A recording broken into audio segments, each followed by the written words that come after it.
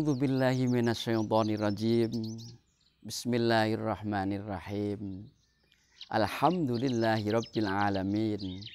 Allahumma shalli ala sayyidina Muhammad wa ala ali sayyidina Muhammad. Amma ba'd. Sahabat dimanapun berada, perjuangan Nabi Muhammad Sallallahu Alaihi Wasallam di dalam mendakwahkan Islam banyak sekali tantangannya, banyak sekali hambatannya dari tokoh-tokoh Quraisy.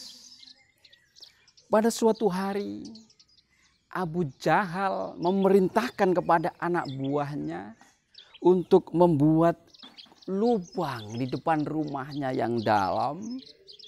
Lalu di bawah lubang itu diberi beling-beling atau kaca-kaca yang pecah, duri-duri begitu.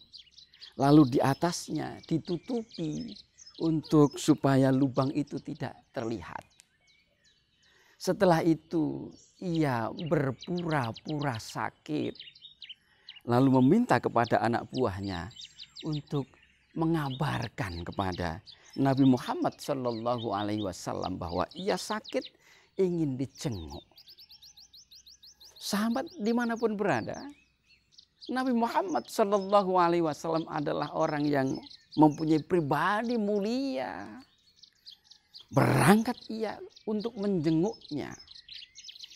Ketika Nabi Muhammad Sallallahu Alaihi Wasallam sudah sampai di depan rumah Abu Jahal dan sedikit lagi, beberapa langkah lagi, Nabi Muhammad kakinya itu menginjak lubang yang ditutupi dengan anjang-anjang lalu dituturi dengan pasir itu. Allah Subhanahu wa taala memberikan ilham kepada Nabi Muhammad sallallahu alaihi wasallam agar kembali. Lalu Nabi Muhammad sallallahu alaihi wasallam balik kanan. Kembali tidak meneruskan langkahnya memasuki rumah Abu Jahal. Ketika melihat bahwa Nabi Muhammad kembali tidak jadi masuk ke rumahnya, Abu Jahal marah ya.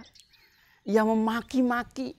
Lalu ia berdiri memanggil Muhammad supaya balik. Memanggil sambil melangkah, ia sedikit berlari kecil. Ia lupa bahwa di depan rumahnya ada lubang yang ia buat sendiri sebelumnya.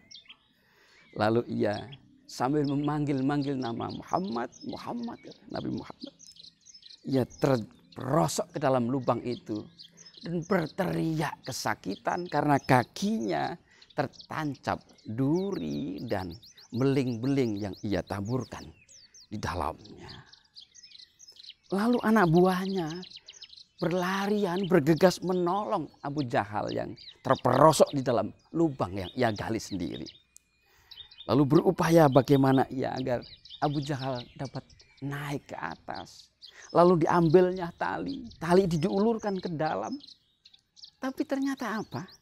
Ketika tali itu diulurkan, tali itu tidak bisa diraih oleh Abu Jahal.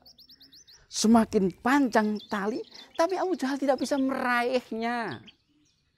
Lalu dari bawah Abu Jahal berkata, kalian tidak bisa menolong aku. Yang bisa menolong aku adalah Muhammad. Panggil ia. Berlari menuju Nabi Muhammad Sallallahu Alaihi Wasallam sudah agak jauh berjalan. Nabi Muhammad diminta untuk kembali menolong Abu Jahal yang terperosok ke dalam lubang yang ia gali sendiri. Ketika Nabi Muhammad Sallallahu Alaihi Wasallam berada di bibir lubang itu, Nabi Muhammad Sallallahu Alaihi Wasallam hanya mengulurkan tangannya yang mulia dan dapat diraih oleh Abu Jahal. Ketika sampai di atas, apa yang diucapkan oleh Abu Jahal? Luar biasa Muhammad sihirmu. Sahabat dimanapun berada, demikianlah perjuangan Nabi Muhammad Sallallahu Alaihi Wasallam di dalam mendakwahkan Islam. Banyak sekali tantangannya. Oleh karena itu pelajaran penting yang dapat kita ambil adalah di dalam berjuang, di dalam meraih sesuatu, hendaknya kita mempunyai sifat yang namanya gigih dan sabar. Gigih, tidak sabar, susah menemukan keberhasilan. Gigih, sabar, termasuk di dalam menghadapi tantangan-tantangan yang mungkin sebelumnya tidak pernah kita bayangkan.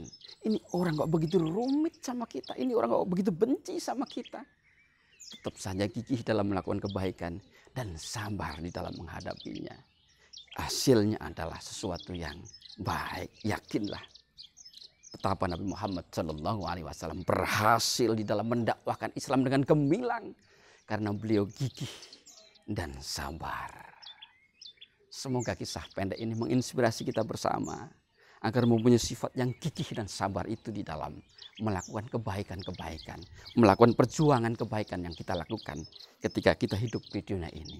Semoga bermanfaat. Wassalamualaikum warahmatullahi wabarakatuh.